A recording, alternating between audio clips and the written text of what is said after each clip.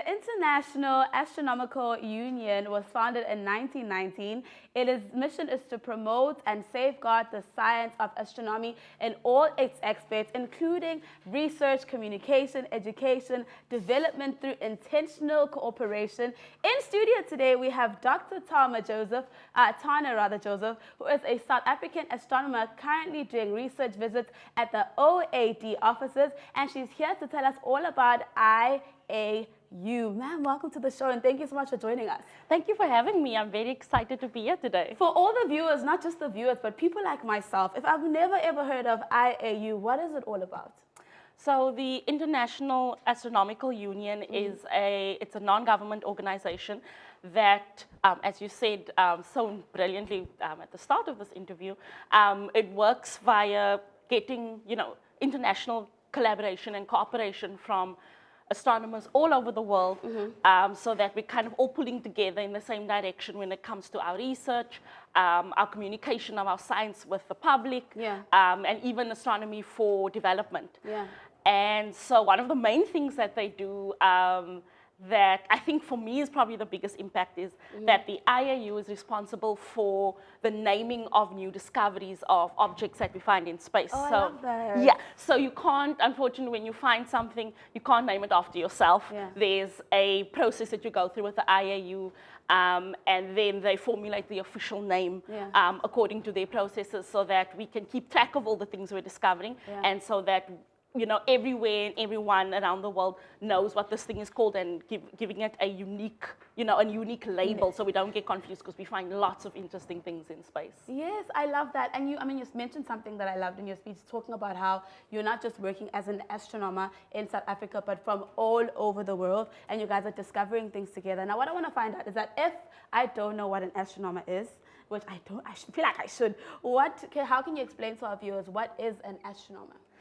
So astronomy is the study of things in space, so things outside our Earth's atmosphere, and that would be things like moons, not just our moon, but moons around other planets, planets themselves, stars like our sun, big collections of stars like galaxies, and the universe, basically all the whole content of the universe and where the universe comes from and how it started.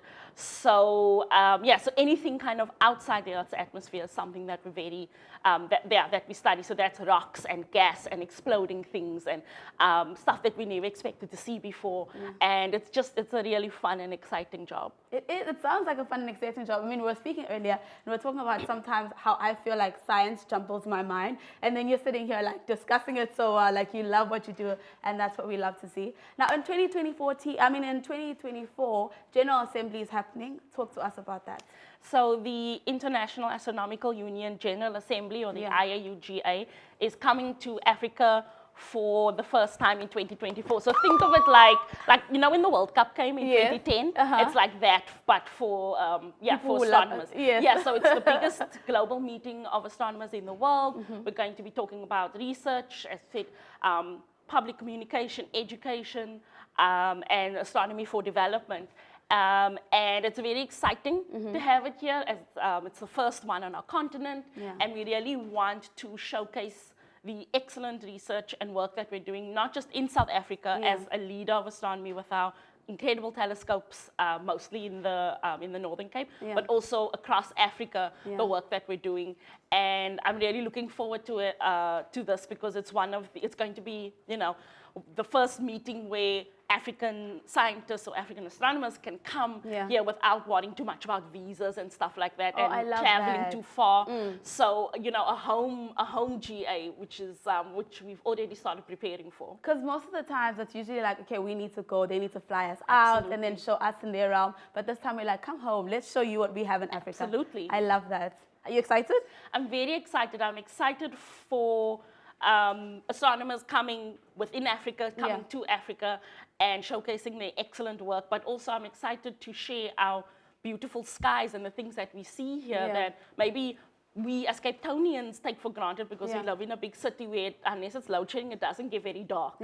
But we actually live in such a special place where we have some of the darkest night skies in the world Yeah. in some parts of our country, and that's Yeah. why it was such a good place to do astronomy. And I'm excited to share that with scientists from, you know, other parts of the world where the sky looks different, and then we can start to show them, you know, that the constellations look different, and share our star lore as well, and our, you know, our cultural heritage linked to the stars and that as well. I feel like this conversation should be going on a little bit longer, but I need to find out where can we go to find out more about astrology, and maybe IAU, just give us all the Instagram pages, or maybe even their websites to learn more. So I would say if you want to know more, start local. Local is lekker. Yeah. So we're in observatory right now, and the reason the suburb is called observatory is because they built an astronomical observatory here 200 years ago, just over 200 years ago now. So start here in observatory every second and fourth Saturday of the month.